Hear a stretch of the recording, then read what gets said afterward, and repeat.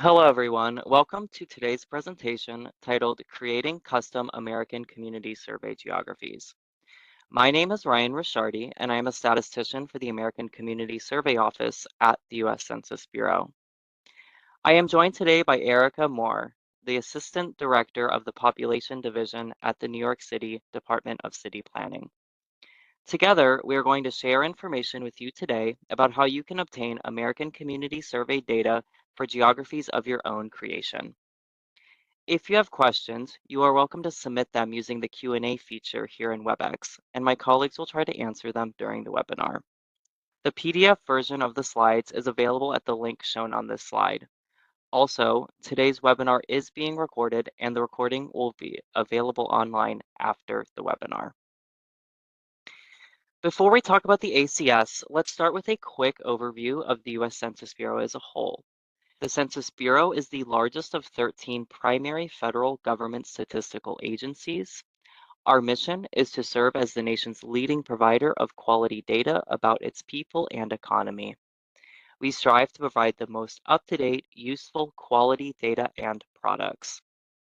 While most people are familiar with the decennial census, we also conduct more than 130 censuses and surveys of households and businesses across the nation each year.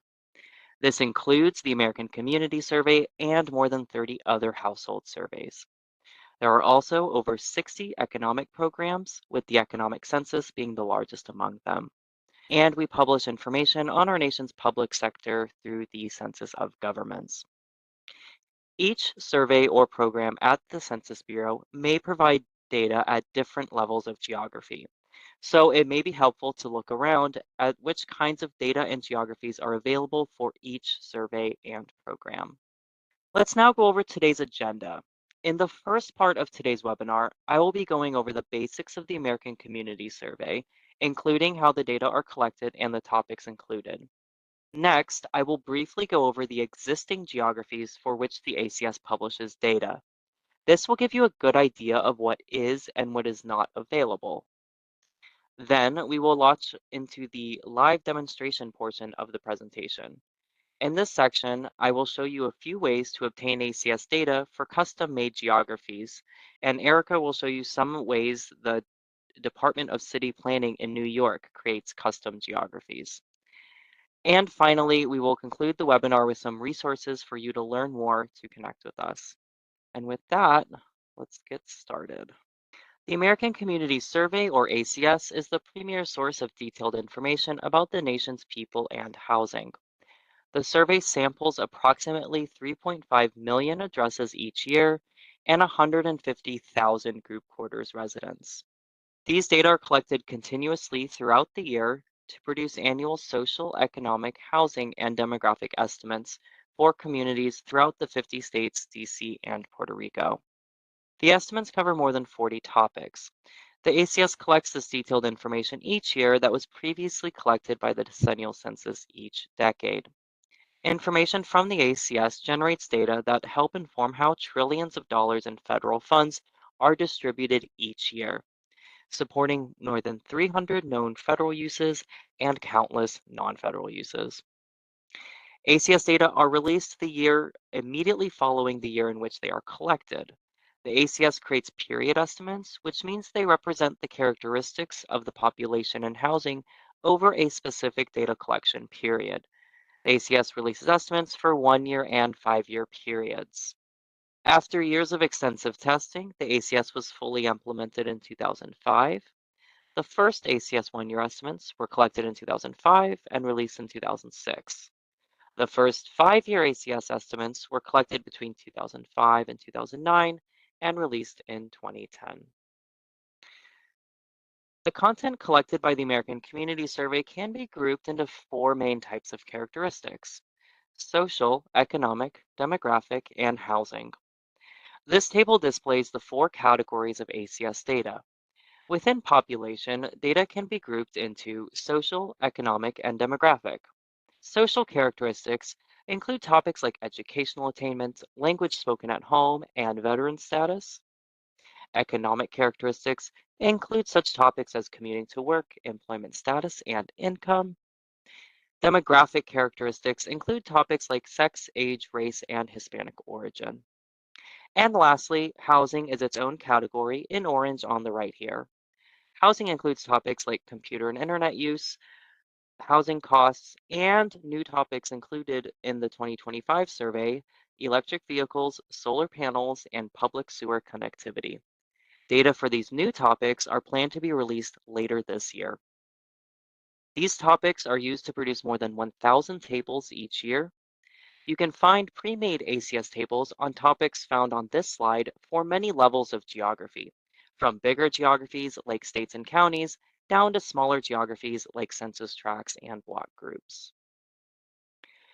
These data products are released about 1 year after the data are collected. ACS data are generally released in September, the calendar year after collection as 1 year estimates, in October, the calendar year after collection as 1 year supplemental estimates, and 5 year estimates are generally released in December, the calendar year after collection. ACS 1 year estimates, which combine data collected over 12 months, are available for geographic areas with a population of 65,000 or more. ACS 1 year supplemental estimates are available for geographic areas with populations of 20,000 or more. These are simplified versions of popular ACS tables and provide current data to almost twice as many geographies as the 1 year estimates. And ACS 5 year estimates combine data collected over 60 months and are available for geographic areas of all sizes. The full detailed data release schedule for each year is available on the link you see on the slide, which you can also navigate to by visiting census.gov/ACS. We offer many different types of data products to meet the needs of our data users. Pre-tabulated profiles and tables are products that are already created for you. The data profiles are good places to start for novice data users as they contain the most frequently requested social, economic, housing, and demographic data in a separate profile. The data profiles summarize the data for a single geographic area, providing both estimates and percentages to cover the most basic data on all ACS topics. Tables provide a precise or detailed view of a subject. They are the best source for the most comprehensive ACS tables. If you're not able to find an existing table that meets your needs, we also offer the public use microdata sample or PUMS files that allow you to create custom tables. PUM files contains a sample of individual records of people and households that responded to the survey, stripped of all identifying information, and they are best for data users with expertise in statistical packages. In my live demonstration, I will show you how you can create custom geographies using both pre-tabulated tables and PUMS files. Now I would like to share with you the geographies available within ACS data. Once you know the kinds of geographies for which we tabulate data, you can then determine if an existing geography meets your needs, or you can determine if you need to create your own geography. To start, there are two main types of geographic areas, legal and statistical. Legal areas are defined specifically by law and include state, local, and tribal government units, as well as some specially defined administrative areas like congressional districts. Many, but not all, are represented by elected officials. Statistical areas are defined by the Census Bureau and state, regional, or local authorities and include census tracts and urban areas. The primary purpose of statistical areas is to tabulate and present census data. The image on this slide shows the geographies for which ACS data are produced and the relationship between them. Some of these geographies are legal geographies, while others are statistical geographies. The ACS provides data for more geographies on an annual basis than any other survey at the Census Bureau. Because of this, the ACS may already have data for the geography you're looking for. Lower geographic areas will fit neatly within the larger areas directly connected with lines. For example, school, congressional, and state legislative districts fit neatly within states and do not cross state boundaries. However, they may cross boundaries of counties or metropolitan areas. In this visualization, you can see that the smallest geographic building block is the block group that includes between roughly 600 and 3,000 people each. Covering a wide range of geographic areas, ACS data are most commonly needed at the state, county, place, census tract, and block group levels. This slide illustrates the relationship between these common geographic types and how they are nested within one another, as this example shows in El Paso, Texas. Census tracts are small statistical subdivisions within a county with populations of 1,200 to 8,000 people. Block groups are a group of blocks within a census tract with, again, about 600 to 3,000 people, as you see blown out in the right corner of the screen. The ACS tabulates data for a wide range of geographies, including very granular geographies like census tracts and block groups. Here's a county map that shows you which releases are available for different parts of the country. In this map, the counties shaded dark blue receive 1 year supplemental, and 5-year estimates. These are counties with a population of 65,000 or more. The lighter blue counties receive 1 year supplemental and 5-year estimates. These are counties with a population of 20,000 or more. While the yellow counties only receive 5-year estimates, these are counties with a population below 20,000. If you live in many states in the Northeast, there are many counties that meet the 65,000 population threshold, which means you can get the latest 1 year data each year. On the West Coast, most of the counties get 1 year data as well. But in parts of the Midwest, especially in the Dakotas stretching down to North Texas, as shown in yellow, those areas have much greater reliance on the 5-year data. However, for counties shaded in yellow, once combined into a larger population geography like a state, the state itself will receive the 1 year data due to meeting the 65,000 population threshold. For example, many of the counties in North and West Texas are shaded yellow and therefore only receive 5-year data. But when those smaller counties are combined into a larger population geography, like the state of Texas itself, some data users can find 1 year and 5-year data for Texas as a whole state. One important ACS geography is the public use microdata area or PUMA. PUMAs are non-overlapping statistical geographic areas that partition each state or equivalent entity into geographic areas containing no fewer than 100,000 people each. They cover the entirety of the United States and Puerto Rico. PUMAs are a Census Bureau created geography used for the tabulation and dissemination of decennial census and ACS PUMs. Additionally, the ACS and Puerto Rico Community Survey use them to disseminate their respective period estimates. The delineation of new PUMAs occurs after the completion of the decennial census as part of a program involving the state data centers. Decennial census population counts and updated census tracts are critical inputs into the delineation process. The image on this slide shows all the PUMAs for Wyoming. PUMAs are especially important for data users because they are the smallest level of geography available when using the ACS microdata or PUMs. These are the smallest available geography to protect the confidentiality of respondents. I would also like to point out that PUMAs sometimes, but not always, roughly follow county boundaries. You are more likely to find PUMAs that approximate county boundaries in large urban areas. In just a little bit, I will show you how to combine multiple PUMAs and receive an estimate for the newly created area in my live demonstration. By following the link shown here, you can learn more about PUMAs and find the link to reference maps and other useful PUMA resources. Now I would like to begin the live demonstration portion of this presentation. I will first go over 3 ways to obtain ACS data for custom-made geographies. I will go in order of difficulty, starting with a very easy and straightforward data tool, then progressing into more advanced tools. When I am finished, I will hand the presentation over to Erica, who will show you a more detailed data tool created by the city government of New York. So to begin, some data users simply want to find the population within, say, a 1 or 2 or 5 mile radius of a certain point. Now, there are no data tools produced by the Census Bureau that output data within a radius of a point.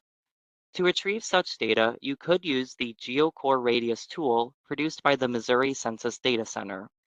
To get to the tool, enter mcdc.missouri.edu, then under Applications, select GeoCore 2022. I have already pulled it up here, and I will jump to the live site now. I will show you how to get population data for people living within a 1-mile radius of the Census Bureau's headquarters in Suitland, Maryland. Now, in this first box here, I am going to select the state I will be working in. I will select Maryland. Next, I am going to select my source and target geographies. Because the GeoCore tool pulls data from existing geographies, we need to select source and target geos. So I'm going to select the smallest ACS geography, the census block group. Then we are going to go to the bottom here to get to the point and distance options feature. Once here, if you know your geographic coordinates, you can enter them here. But do not fear if you do not know the coordinates, because you can follow this link where you can enter an address. I will do that now. I will enter the address in a single line format for the Census Bureau headquarters, which is based in Maryland. Oh, Silver.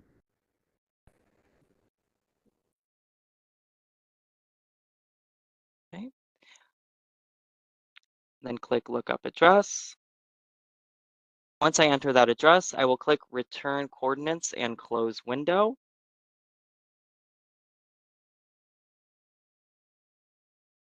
It has now inputted the coordinates for my address. Then I will enter the radius, which I will put a 1-mile radius.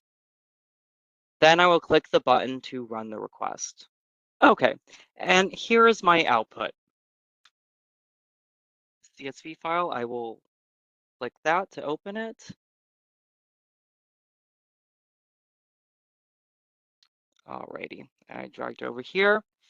And here we are, a CSV file with a list of block groups within a 1-mile radius of my entered address.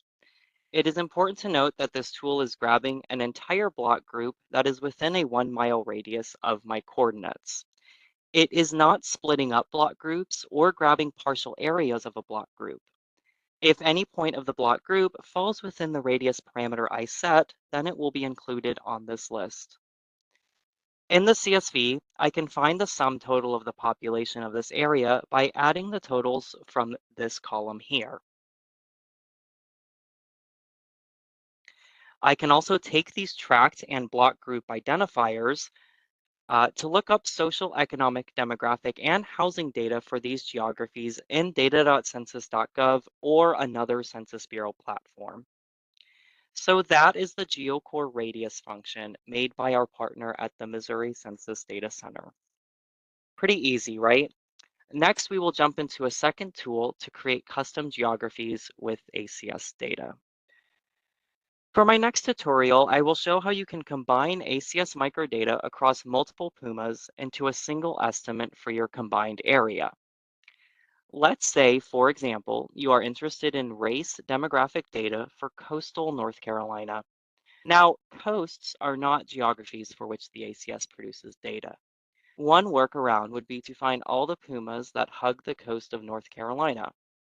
Recall from my earlier slide that pumas are public use microdata areas and are census created geographies of about 100,000 people. This will take a few more steps, but it is doable.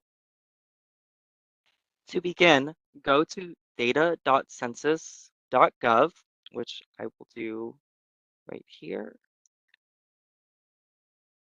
So once you're on data.census.gov, we're going to click the microdata option here. It prompts you for a year, and we'll go with the most recent one, 2024. Next, it is asking for variables, and we want to find race data. So I will type race in the label column here, and I will select the RAC1P variable. This is a race recode variable that collapses race into 9 variables. After we've selected our variable, we'll need to select our geographies. So I will click Geographies. I will click Puma, then scroll down to North Carolina. Here is a list of all pumas in North Carolina. So how do I know which pumas are on the coast? To find out, it will take a few extra steps. Now, here is where it gets a little bit tricky. You'll want to have two additional windows open, one for TigerWeb to view maps of the pumas with their puma numbers, and one for the puma names reference file to match up the puma numbers to their descriptions. These file links are shown on the slide from the slideshow before I jumped onto the live site. I have them up on my browser now. So let's first go to TigerWeb, and then on the left nav here, let's select Pumas, and then we'll zoom in to coastal North Carolina.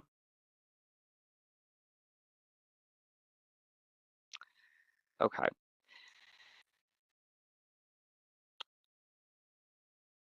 Now I'm gonna hide the zip code tabulation areas because it makes it look a little cleaner that way. It's not quite as messy. So now we're just looking at the public use microdata areas.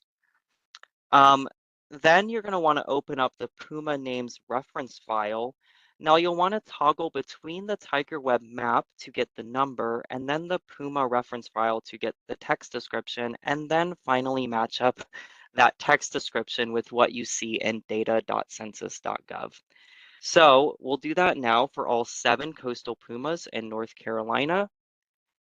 And you'll need to know that the North Carolina has state FIPS code number 37, and that can be found on our code list section under library on census.gov. So jumping back into TigerWeb here, I'm going to start at the bottom at the southern tip, and I see that the first coastal puma is numbered 04800. So what I will do is I'll go into the Puma names reference file. I'll do a control F search.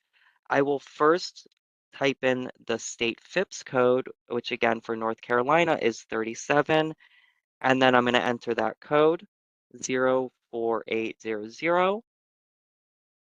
And I see here that that is called the Puma name is called Brunswick County. So I will go back to the data.census.gov microdata access tool and select the option for Brunswick County, Puma, North Carolina. And now you will need to do this for all 7 of the coastal pumas, I'm sorry. We can see that the next one is 04701. So I will go to the file name, change this to 04701, and I see it's called New Hanover County South. I will go through the name list, scroll down, then alphabetical order, New Hanover County South. So I will do this for all 7 pumas that you see here. And now in the interest of time, I have done this process in another tab, so I will jump to that now. So here are all of my 7 coastal pumas selected. If I go down to North Carolina, you can see that they are already selected. Now, if you wanted to group these together, you can click the group button right here, and then select the checkbox for all the pumas. I click create new group, and I can give it a name. I'm going to call it Coastal North Carolina Pumas. And then you're going to need to unselect all the previous Pumas because we aggregated them into one area. So I will go back to the Puma button here, scroll down to North Carolina, and then click deselect all. So now you can see my Pumas are unselected, but I still have one group selected, and this is the new group that I created, which is all the coastal North Carolina pumas. And then finally, I click View Table. And here you have it, race data for all coastal pumas in North Carolina. If you want percentages, you will have to create them yourself, unfortunately. That's just how the microdata access tool works. It only provides estimates and not percents. You can also download and share this table. Anyway, this is how you to combine pumas using our microdata access tool. I hope this was helpful. In my last example, I'm going to show you a real life example of a geography created by a data user.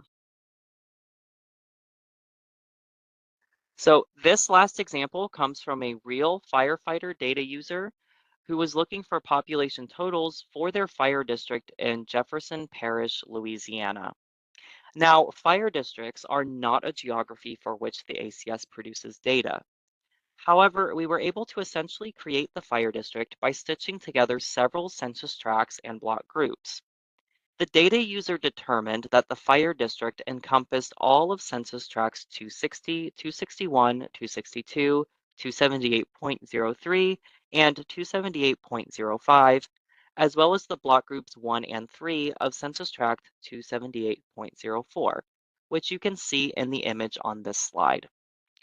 If you do not know the census tracts and block groups that make up an area, you could look at a map using TigerWeb, like we did in the last example with the pumas, or you could use the map feature in data.census.gov, which I will show you now. Okay, so here is data.census.gov. The fire district office was looking for population totals for their fire service area. Um, Now, you could enter keywords here, or you could use the filters to find a table, but I already know the table ID I'm looking for, so I'm going to enter the table ID B01003 for total population, and then I will click that. This brings you to the table, but it's currently set to the entire United States and to 2024, but we will change that in just a moment.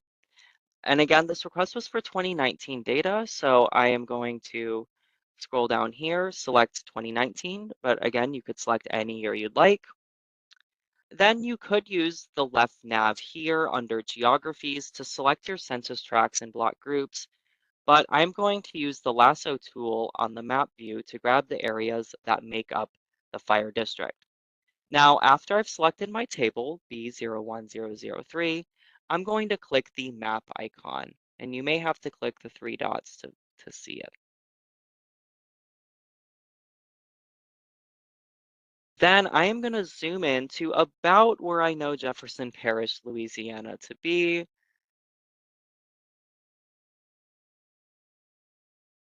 Then you're going to select the layer icon, and then select the option for block group.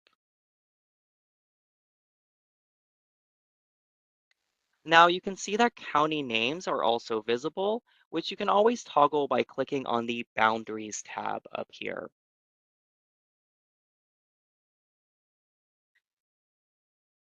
Now I will zoom in a little bit to the area that we're looking for. Then I'm going to click on the lasso tool here, and this allows you to select as many geographies as you'd like, and we currently have block groups selected. And I am just going to manually select my boundaries. Again, the fire district office told me that this was just about their service area because fire districts are not a geography for which the Census Bureau normally tabulates data for.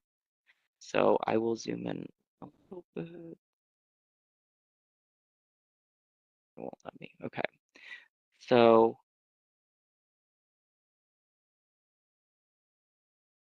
there, there we are. All right. And now that we've selected our desired geographies, you may have to come over here and select ACS 5-year estimates because block groups are only available as 5-year estimates. You can also change the base map by switching here. Switch it to detailed. And you can click the table icon at the top here, and you could go to a full table view. You can view a little snippet of it there, and you can view the full table view. More advanced data users looking to aggregate these estimates will need to use the variance replicate estimates tables to do so. The process is a little advanced, and we recommend you check out the instructions and worked examples on our VRE webpage link, which is the second link shown on the slide I was just on. This example shows the power of granular geographies like census tracts and block groups. Data users like this one in Jefferson Parish, Louisiana, can stitch together smaller geographies to create the geography they are looking for. I hope these demonstrations were useful. I will now return to the presentation. I would also like to point out that we have a custom tabulation request process here at the Census Bureau. If your data needs cannot be met with the available data sources, you can request a custom tabulation. These custom tabulations allow data users to create custom geographies. Keep in mind the minimum cost of a custom tabulation is $4,000 and the minimum time frame is 8 weeks. The Census Bureau Disclosure Review Board must review and approve all requests before work can start. If you're interested in learning more about custom tabulations using ACS data, follow the link shown on the slide here. The link on the left will take you to our ACS Custom Tabulations page, which includes a lot of useful information regarding the steps and submission process, costs, timing, payments, and confidentiality safeguards. The link on the right will take you directly to the ACS Custom Tabulation form. And now I would like to turn the presentation over to Erica. Erica, it's all yours. Thanks, Ryan. So here at the New York City Department of City Planning, we use Census Bureau statistical geographies every day. We also developed our own geographies that are meaningful for New York City users and the planning work that we do. So today I'll start by talking about the geographies that we've created at City Planning, and then I'll move on to one of our online applications, New York City Population Fact Finder. It's an online tool that allows users to select a single predefined geography or take it a step further by creating their own custom study areas and view profiles of census and American Community Survey data. So here are the Census Bureau statistical geographies that we're all familiar with: census blocks, tracts, counties, and city. And of course, public use microdata areas, or PUMAs, fall in the middle of this geographic hierarchy as well. But when we look at individual census tracts, the data are generally not reliable for ACS estimates. On the other hand, borough level or county data are too broad to show local detail within sub-county populations. So this is where I'm going to focus today, on the custom geographies that we've added right in the middle of this nesting puzzle: our neighborhood tabulation areas, or NTAs, and our community district tabulation areas, or CDTAs. I'll go into each of these in more detail, but you can think of these geographies like nesting dolls. Each one builds on the previous level and fits neatly within the next. So let's start with a key geography for city planning: our community districts, or CDs. There are 59 community districts in New York City, each with a community board appointed by the mayor, borough presidents, and city council members. They're central to planning and service delivery, but the Census Bureau does not publish data directly for them. So each decade following the release of the decennial census, city planning produces data profiles for CDs building up from census blocks. However, because they are block-based, ACS data are not available for community districts. But that rich socioeconomic data from the American Community Survey are available for public use microdata areas, or PUMAs. But these only loosely align with our community districts. And for many CDs, this mismatch can be quite substantial. PUMAs are built from census tracts and must have a minimum population of 100,000 people. There are only 55 PUMAs representing our 59 community districts, meaning that some CDs must be combined to meet that threshold. In addition, some CDs cross borough boundaries while PUMAs cannot. So given this mismatch, there was a clear need for a geography that could better represent community districts for ACS data. So to address this, we developed community district tabulation areas, or CDTAs, which approximate community districts using 2020 census tracts. Unlike PUMAs, they don't have a minimum population threshold, and they can cross borough boundaries, allowing for a much closer fit. However, we still rely on PUMAs to access the ACS microdata. Here's an example of Brooklyn Community District 7 covering the Sunset Park neighborhood. On the left, the PUMA boundary, shown in dark red, extends beyond the community district, which is shown in yellow. With our new CDTA on the right, the dark blue boundary aligns much more closely with the yellow CD shape. In fact, 56 of our 59 CDs now have a 95% match or better. So now let's turn to neighborhood tabulation areas, or NTAs. Our NTAs are our medium-sized statistical geography. There are 197 of them, and they're built by aggregating census tracts and nest neatly within the CDTAs. NTAs were originally designed to project population at sub-borough levels, but over time, they've been used for many other purposes. NTAs have an average population of about 45,000 and a minimum of 15,000, making them large enough to support reliable ACS estimates. And NTAs really hit that sweet spot for our geographies. So if you look at the graphic, the census tracts on the left give us a fine-grained picture of the city, but their small size means that they have low survey sample sizes. So the ACS for these areas can be less reliable. On the right, CDTAs are much larger geographies.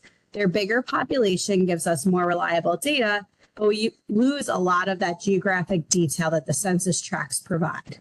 And that's where NTAs come in. They're not too large, not too small. They strike a balance between reliability and geographic specificity. Another reason NTAs are so valuable is that they roughly correspond to neighborhoods that New Yorkers would recognize and relate to. So presenting statistics at the NTA level makes data much more relatable. And instead of an abstract tract level data, we can talk about places people recognize, like the median household income in Greenpoint, Brooklyn is 125,000, or the population of Jackson Heights and Queens is 58% foreign born. And that really helps people connect to the data, to the real places that they know across the city. So here are some resources for learning more about our geographies, including our shapefiles and relationship files. There's also a link to the Population Division webpage, which includes links to our online applications, such as Population Map Viewer and Population Fact Finder. And I'm going to walk through Population Fact Finder today, which can be found at popfactfinder.planning.nyc.gov. So New York City Population Fact Finder, or NYC PFF, is a tool that allows users to easily create study areas or choose a predefined geography, like a community district, and examine associated population data showing the latest demographic, social, economic, and housing characteristics, and how these characteristics have changed over time. Just a note, the 2020 to 2024 ACS data are coming very soon in our application. It includes built-in guardrails, so users can interpret data confidently without needing deep understanding or knowledge of ACS methodology. And a key feature is the ability to define study areas using an interactive map of New York City. I'm going to show the different selection methods to create a study area through a series of screenshots of the application using census tracts, but this, of course, can be done with any of the geographic summary levels that you see at the top of the screen here. So the first selection method is simply selecting geographies one by one via mouse clicks, and you can deselect them the same way, clicking on and off the geographies. You can also select by creating a radius search. In the selection method dropdown, select radius, click on the map to start your radius selection, hover and move the mouse to your desired radius, and then simply click again to end the selection. The tool selects any whole geography that is touched by the radius boundary, but you can also remove any unwanted areas using the click method. This is another fun way to use the radius search. Here I've included the New York City subway system as an overlay to the map from the Add Map Layers dropdown. And then I use the radius to select tracks within a quarter mile of a station. You can also draw a custom polygon to define your area. So back in the selection method dropdown, click Select by Polygon. With this tool selected, click to add points to a shape on the map to guide your selection, and then double click to end the selection. Again, this selects anything touching your selection shape, and this is useful for irregular shapes like a flood zone or large sections of a borough. You can also search for an address or place. As you type, matching options appear in the dropdown. And as you continue to search, it narrows down to what matches your entry. In the beginning, there were options for census tracts, neighborhoods, addresses that match that selection. And so you really get a full breadth of search feature. Once selected, a blue dot appears on the map in that location, and you can build a study area around it using any of the selection methods I discussed. You can also upload a shapefile to guide your selection. So back in the Add Map Layers dropdown, there's a few overlay options that can help guide your selection, like the subway layer that I showed earlier. But there's also the ability to upload a shapefile, which can be extremely helpful for a user's particular study area or geography of interest. Here I uploaded the New York City school districts that are shown with a pink dotted outline. And from here, I can create a selection that best approximates a school district's boundary. Okay, so back to a selection on the map.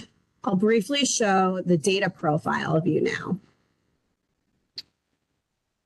So on the data profile side, we have profiles of data curated for our New York City geographies from both the decennial census and the American Community Survey. The default page brings you to the census profile, but you can switch to ACS using the data source dropdown. In the ACS profile, you'll see estimates and percents along with margins of error and the coefficient of variation, or CV. A powerful feature of this application is that it aggregates data for the selected geographies rather than showing them individually. We calculate the margin of error for the combined geographies using the approximation formula that can be found in the ACS handbooks. But like I said, we include guardrails so you don't have to understand the nuance of this information. And in fact, we hide the reliability data by default. And you'll notice from the screenshot the gray text and arrows, which indicate the reliability and statistical significance of the data throughout the application. The last view I'll show highlights the topic dropdown, which lets users explore different data profiles available in the application. Here I've selected income and benefits from the economic profile, which includes median household income, a more complex variable calculated on the fly using linear interpolation. You can also view data over time by comparing two ACS 5-year periods. To make these comparisons consistent, we've converted older data from 2010 geographies into current geographies and adjusted dollar values like median household income to today's dollars. The tool also allows you to compare your selection to another neighborhood, community district, borough, or the city as a whole. Each profile view has a unique URL, making it easy to share or bookmark. And all data can be downloaded or copied to the clipboard to use outside the application. And so to wrap up before handing it over to Ryan, New York City Population Fact Finder makes it easy to explore census and ACS data, whether you're using a predefined geography like our neighborhood tabulation area, or creating your own custom study areas building up from one of those predefined areas. Turn it back over to Ryan now. Thanks. Okay, thank you, Erica, for that enlightening and informative way the City of New York is using ACS data. Now we'd like to provide you with some resources for learning more about the ACS and for connecting with us. There is no better place to start to learn more about the survey than our ACS main page on census.gov. Here on this page, you can find plenty of useful information about the survey, including data products, technical documentation, comparison guidance, handbooks, and more. This page can be found by going to census.gov, selecting surveys and programs, and then selecting ACS, or simply go to census.gov/ACS. In addition to our ACS main page, we also have a webpage specifically for geography at the ACS. On this page, you can find our geography handbook to learn more about geographic areas for which ACS data are available, special considerations when working with spatial data, and more. Also on this webpage, you can access pages on areas published, geography concepts and definitions, geography boundaries by year, as well as access popular geography tools like TigerWeb and TigerLine shapefiles. Before I wrap up, I want to invite you to keep in touch with us. One way is by sharing your ACS data story. This allows data enthusiasts across the country to share the creative ways they are using ACS data to make a difference in their community. If you are someone who has used ACS data for your community, organization, or business, consider submitting your story today. You can also sign up for and manage email updates from us here at the ACS. Our monthly events and updates email will alert you when new materials are available, and you'll stay updated on our data releases. In closing, I want to leave you with some contact information to reach out to us. You can visit our website shown on the top left. If you need data user support, there are email addresses for both the ACS and the New York City Population Fact Finder. Census Academy has how-to data gem videos and in-depth courses, webinars, and tutorials. Also on the Census Academy page, you can request a training at no cost from our data dissemination specialists or DDSs. If you're on social media, connect with us with at US Census Bureau using the hashtag ACS data. And lastly, if you use ACS estimates, please source the Census Bureau American Community Survey. Doing so helps people know that the information they are using is powered by the ACS. This concludes today's webinar on creating custom ACS geographies.